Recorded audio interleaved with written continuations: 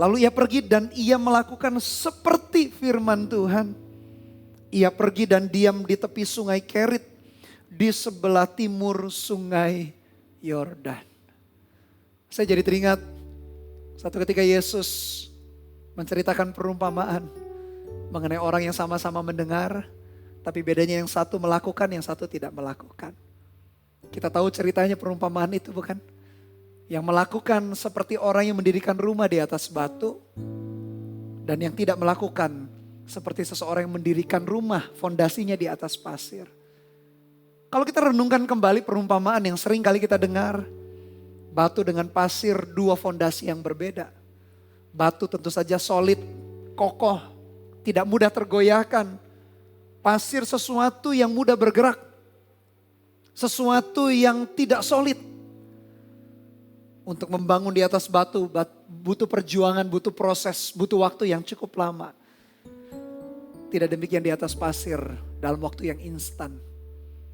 Tapi kita tahu cerita akhir perumpamaan itu Yesus berkata satu saat badai menerpa dua rumah itu. Mau orang yang sungguh-sungguh ikut Tuhan, mau orang yang tidak sungguh-sungguh ikut Tuhan, mau orang benar, mau orang jahat, dua-duanya nerima badai juga. Tapi berbeda. Orang yang melakukan firman, rumahnya tetap kokoh berdiri. Fondasi apa yang kita gunakan untuk membangun pernikahan kita? Fondasi apa yang kita gunakan untuk membangun pekerjaan kita? Fondasi apa yang kita gunakan untuk membangun relasi kita, hubungan kita? Batu kah? Yang dilambangkan firman Tuhan sebagai fondasi yang solid? Atau pasirkah? Pilihan di tangan kita Bapak Ibu Saudara. Tapi saya mendorong Bapak Ibu Saudara, kalau kita mau mengalami God's provision, firman-Nya pasti akan dinyatakan. Firman-Nya pasti akan diucapkan. Firman-Nya pasti akan diperdengarkan. Bahkan di kitab nabi-nabi Tuhan berkata, sebelum aku melakukan sesuatu, pasti aku akan berfirman dulu. Pasti aku akan menyatakannya kepada hamba-hambaku dulu. Sebelum aku lakukan sesuatu, kata Tuhan. Pasti firman-Nya disampaikan dulu kalau kita dengar-dengaran hati kita. Tapi what next step? Apa langkah berikutnya? Yaitu taat. Dan Elia taat melakukan seperti firman Tuhan. Biarkan sepanjang tahun ini bangunan yang kita dirikan. Apapun itu mau pernikahan, keuangan, pekerjaan, karir, bisnis, hubungan, relasi, pendidikan kita. Parenting kita sebagai orang tua kepada anak-anak kita. Apapun itu kita dirikan di atas dasar fondasi yang solid. Disitulah akan turun God's provision. Lalu ayat yang ke-6, digenapi apa yang Tuhan firmankan. Pada waktu pagi dan petang burung-burung gagak membawa roti dan daging kepadanya.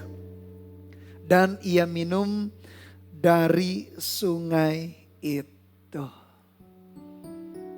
Saya teringat pagi petang burung-burung gagak membawa makanan.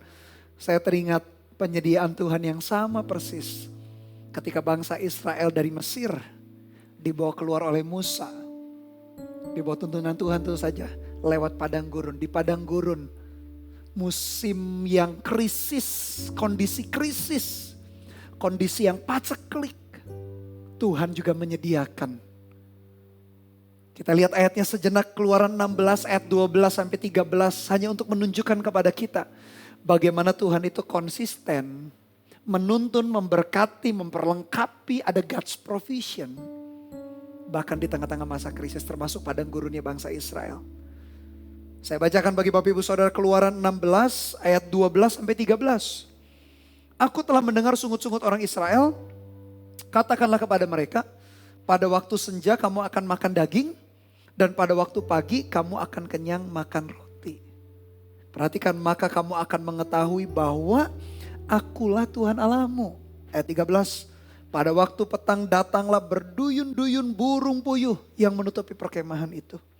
Dan pada waktu pagi terletaklah embun sekeliling perkemahan itu. Perhatikan Bapak Ibu Saudara, Tuhan kita itu konsisten loh. Kalau kita perhatikan, dulu waktu bangsa Israel keluar dari Mesir di padang gurun, Tuhan menyediakan pagi dan petang. Pagi makan roti, sorga namanya mana, sorenya makan daging, burung puyuh itu. Elia pun ketika masa kering, musim kering, tidak turun hujan 3,5 tahun, bayangkan persis mungkin kondisi seperti di padang gurun. Perhatikan pagi dan petang, burung-burung gagak itu membawa makanan. Pagi petang berbicara mengenai sepanjang hari, Tuhan gak pernah tinggalkan. Dalam perjanjian versi, perjanjian baru, Paulus berkata begini, asal ada makanan dan minuman dan pakaian cukuplah. Maksudnya gini loh Bapak Ibu Saudara, Tuhan itu gak pernah tinggalkan kita. Dulu di zaman bangsa Israel masih berjalan. Mereka masih bangsa yang baru keluar dari tanah Mesir. Dan ketika Elia ada, itu bangsa Israel sudah settle menjadi sebuah bangsa yang besar. Tetap prinsip Tuhan sama, tetap kita kenal pribadinya. Oh, dia adalah Tuhan yang memelihara kita. Mau di padang gurun sekalipun, mau di musim kemarau sekalipun, musim paceklik sekalipun 3,5 tahun Elia hadapi. Tuhan itu tak terbatas kuasanya.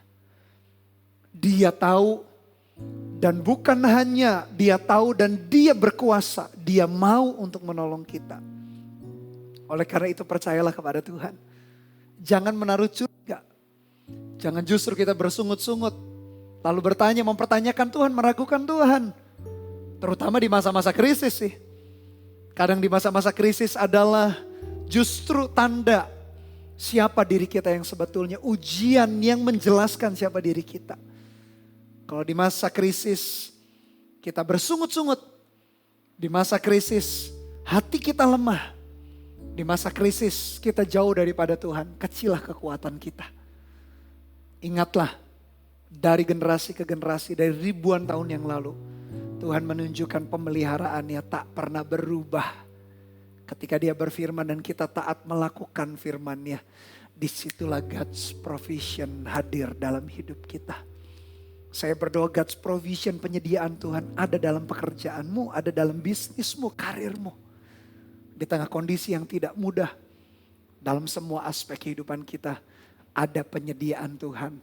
Ketika kita mencondongkan hati kita, iman kita kepada firman-Nya, kita mendengarkan dia bersabda dan kita melakukan apa yang dikehendakinya. Kita lihat ayat yang ke-7, tetapi sesudah beberapa waktu sungai itu menjadi kering. Sebab hujan tiada turun di negeri itu. 3,5 tahun Bapak Ibu Saudara ke masa kemarau itu atau tidak ada hujan. Sungai pun yang dipilih Tuhan tak sanggup untuk selalu berair. Tapi perhatikan, mau 3,5 tahun krisis yang kita hadapi, mau 3,5 bulan, mau hanya 3,5 minggu atau 3,5 hari saja, kita gak tahu kan krisis yang kita hadapi itu berakhir kapan. Ada krisis yang berlaku global, ada krisis yang berlaku perorangan. Satu dengan yang lain berbeda. Sesama jemaat saja. Yang satu lagi sukses, lagi berhasil pekerjaan. Yang satu lagi di PHK bisa jadi. Yang satu omsetnya lagi naik, yang satu omsetnya lagi turun. Ada krisis yang global, tapi ada krisis yang betul-betul terjadi pribadi lepas pribadi. Tapi apapun itu, mau global, mau itu private, Tuhan bisa bertindak di atas krisis itu. Demikian dalam hidup Elia. Belum turun hujan. Sungai yang diharapkan, sungai Kerit itu akhirnya kering juga. Tapi kembali perhatikan ayat yang ke-8. Maka datanglah firman Tuhan kepada Elia. Ada the twin provision, ada penyediaan yang kembar. Ingat tadi Bapak Ibu Saudara, sebelum Elia ke sungai Kerit dan burung gagak memelihara, lalu datanglah firman Tuhan. Sungai Kerit menjadi kering, burung gagak tak ada lagi, lalu datanglah firman Tuhan. Dari setiap titik demi titik perjalanan hidup kita, dari setiap kilometer demi kilometer kehidupan kita, pastikan selalu dimulai dengan firman Tuhan. Ku yakin saat kau berfirman, ku menang saat kau bertindak, hidupku hanya ditentukan oleh perkataanmu. Ku aman karena kau menjaga, ku kuat karena kau menopang hidupku, hanya ditentukan oleh kuasa-Mu. Dari setiap titik demi titik, kelaparan pertama, datanglah firman Tuhan ke sungai Kerit, burung gagak memelihara. Masih ada kekeringan, datanglah firman Tuhan. Tuhan menjaga kita dari firman-Nya demi firman-Nya. Dari satu firman kepada firman berikutnya. Dari satu janji kepada janji berikutnya. Kadang-kala kita berkata mencari nasihat mungkin dari teman kita, dari sahabat, dari hamba Tuhan. Lalu ending-endingnya sahabat, teman, orang tua atau pendeta itu berkata, jangan lupa ya cari kehendak Tuhan lewat Alkitab firman-Nya. Jangan lupa berdoa, lalu kita pulang, kita kecewa. Kita pikir jawabannya praktis. 7 langkah sukses. 10 langkah menghadapi musim paceklik. Ternyata ending-endingnya ya firman Tuhan. Ending-endingnya disuruh doa. Kalau itu saya sudah tahu. Kadang-kala kita protes. Dengan jawaban yang terakhir. Jawaban pamungkas. Jawaban akhir yang hebat. Adalah kembali kepada firman. Tapi perlu Anda ketahui. Memang itulah satu-satunya jawaban. Apalagi di tengah-tengah kondisi yang tidak bisa lagi kita usahakan. Strategi, daya, upaya, pikiran kita sudah tuangkan menemukan jalan keluar. Koneksi kita sudah coba cari siapa yang bisa nolong kita. Buntu semua. Kembalilah kepada firman. Elia dipelihara Tuhan dari satu firman kepada firman berikutnya. Sepanjang tahun ini God's provision. Anda perhatikan bagaimana Anda mengalami God's provision dari satu firman kepada firman berikutnya. Dari satu janji kepada janji berikutnya. Ku yakin saat kau berfirman, ku menang saat kau bertindak. Hidupku hanya ditentukan oleh perkataanmu. Ku aman karena kau menjaga. Ku kuat karena kau menopang. Hidupku hanya ditentukan oleh kuasa-Mu. Biarkan ini menjadi bagianmu. Bagi Tuhan tak ada yang mustahil. Bagi Tuhan tak ada yang tak mungkin. Mujizatnya disediakan bagiku dan bagimu juga. Ku diangkat dan dipulihkannya.